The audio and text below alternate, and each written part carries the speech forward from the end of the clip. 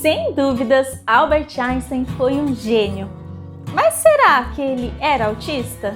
Olá, eu sou a Mariane e nesse vídeo você vai conhecer um pouco da história de Albert Einstein, saber como ele mudou o mundo e a resposta para a pergunta que não quer calar: ele tinha ou não tinha autismo?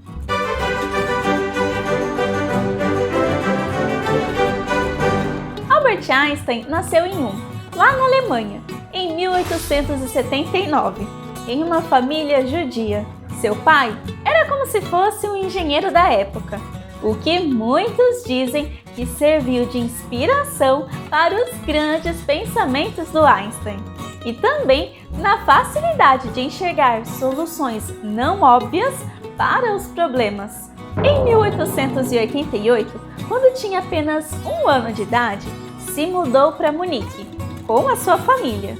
Não sei dizer se ele teve uma infância feliz, mas com certeza preocupou muito seus pais. Isso porque quando tinha 3 anos de idade ainda não falava e aos 9 tinha muita dificuldade de comunicação. Não podemos dizer que ele era um mau aluno para os padrões da época, porque ele se comportava na sala de aula e na maior parte do tempo estava atento aos professores. Tirava notas dentro da média, porém seus educadores não acreditavam que ele poderia exercer uma profissão que exigisse um esforço mental. Tudo isso porque ele tinha muita dificuldade em ler e escrever. Um professor até chegou a dizer que ele não seria ninguém na vida. Quando tinha só 6 anos de idade, ganhou de sua mãe Pauline um violino e começou a estudar música. Agora eu vou fazer uma confissão para você, mas antes, se inscreva aqui no canal. É só clicar nesse botão grande vermelho aqui embaixo. Pronto? Já clicou? Então vamos lá.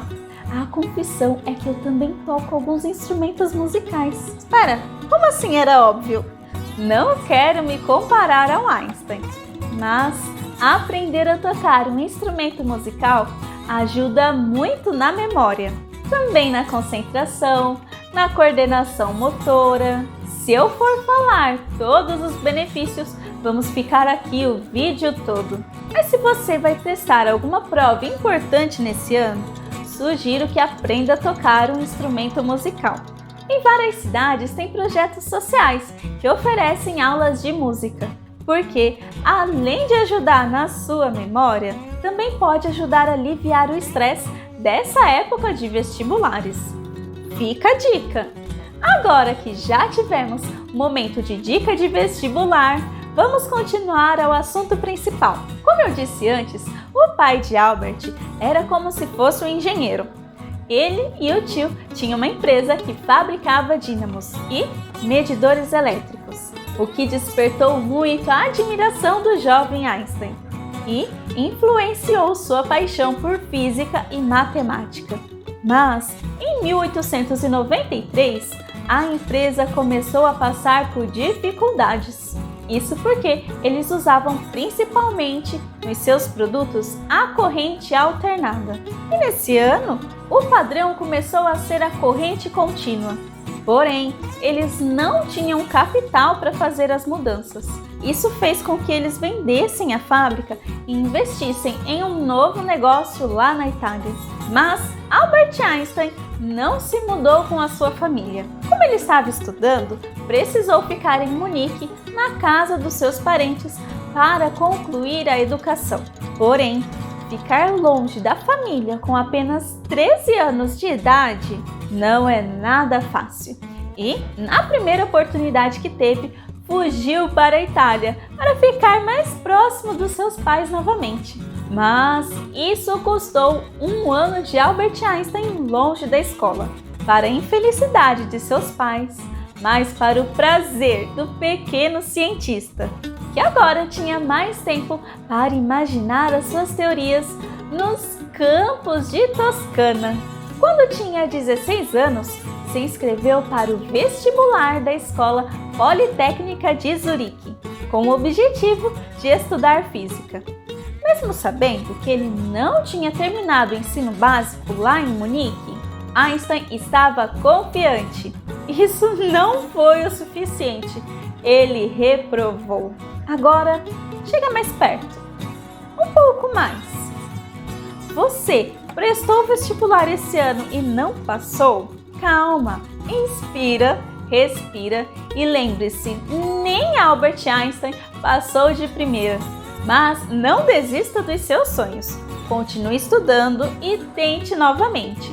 Também cola aqui no canal, que temos vídeo 2 vezes na semana e live no final do mês, que vão te ajudar nessas temidas provas.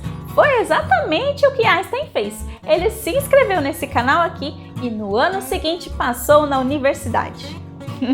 Desculpa, eu não pude resistir, estou brincando, é claro.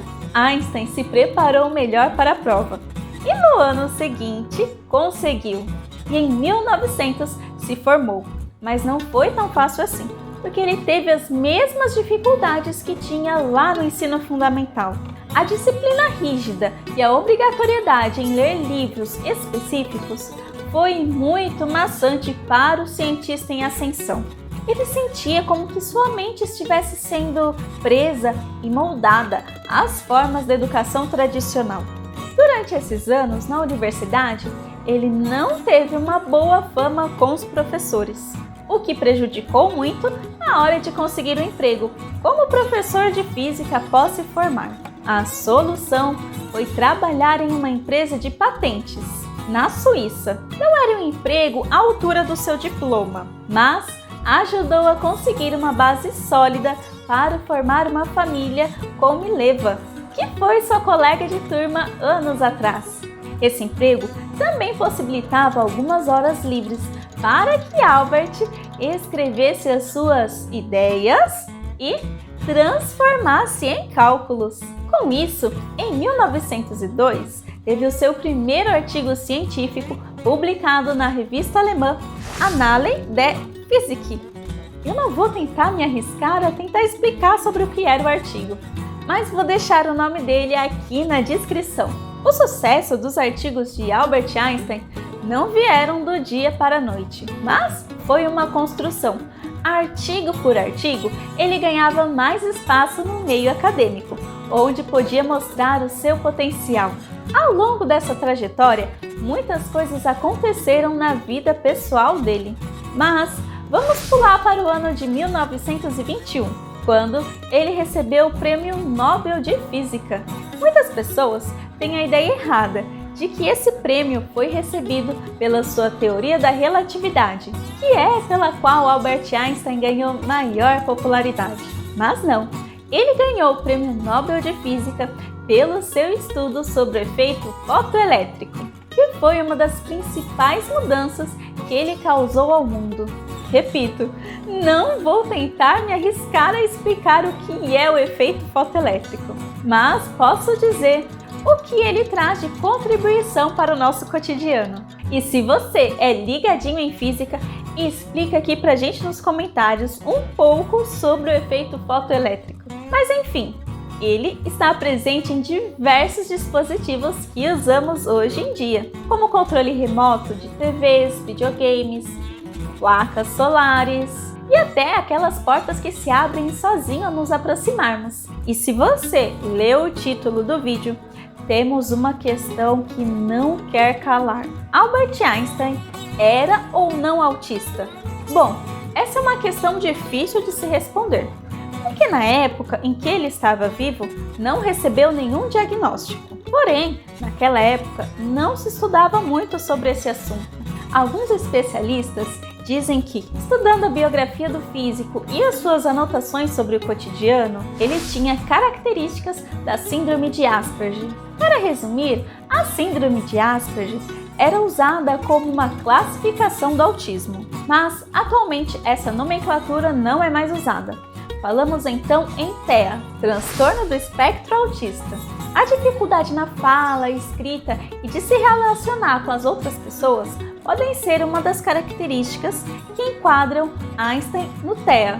Outros especialistas dizem que essa dificuldade apresentada na infância do físico caracterizam a dislexia, onde a pessoa não consegue ver as letras e palavras de forma clara, mas não por uma dificuldade na visão, mas sim por não conseguirem relacionar a letra com os seus fonemas, ou seja, os seus sons, o som de cada letra, que juntas formam uma palavra, o que é essencial na hora da leitura e escrita. Enfim, é difícil dizer com exatidão se Albert Einstein realmente tinha transtorno do espectro autista, ou dislexia, ou algum outro transtorno, mas apesar de ter enfrentado muita dificuldade nos tempos de escola, ele se tornou um físico de sucesso que mudou o mundo com as suas teorias à frente do seu tempo. Como educadora, eu sei que muitos têm dificuldade de se enquadrar ao sistema de ensino formal.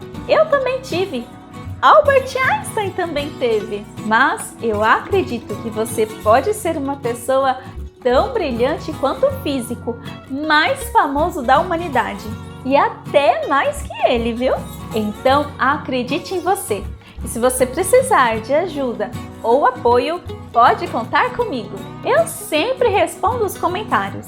E você também pode me seguir lá nas redes sociais, onde eu estou sempre postando dicas de estudo. E eu te vejo na próxima. Tchau!